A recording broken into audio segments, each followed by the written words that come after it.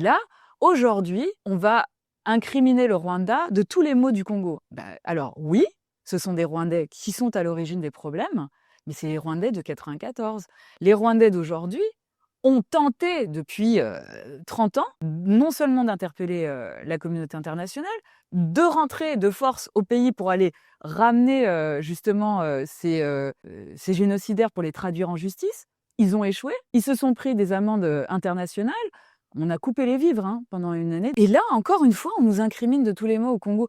Si le Congo, aujourd'hui, s'allie au Rwanda, ça devient la principale puissance économique de l'Afrique. Pourquoi? Parce que si le cahier des charges du Rwanda actuel, vu l'évolution depuis 30 ans, c'est-à-dire quand on regarde les chiffres, 8% de croissance depuis 12 ans, 64% de femmes au Parlement, c'est-à-dire que les femmes sont intégrées, mais clairement dans la société, comment on appelle ça, la sécurité sociale, l'école obligatoire et gratuite.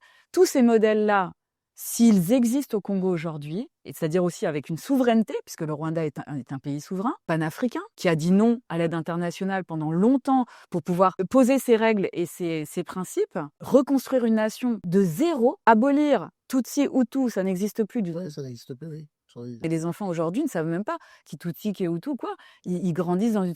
On donne même la chance aux enfants de génocidaires de pouvoir intégrer la société. Donc les gens qui sortent de prison aujourd'hui, parce que ça fait 30 ans, il y en a qui sortent de prison, ils se disent c'est quasiment un miracle de vivre dans ce pays. Mais si ce modèle-là se reproduit au Congo, vous imaginez que l'Occident va être d'accord? Mais moi, il y a un truc qui me désole, c'est qu'on n'est pas capable de se dire que les chancelleries occidentales n'ont pas intérêt à voir les pays africains évoluer, tels que le Rwanda. Et là, l'ultime pression qu'on va lui mettre, c'est « vous êtes les fautifs de tous les maux du Congo ».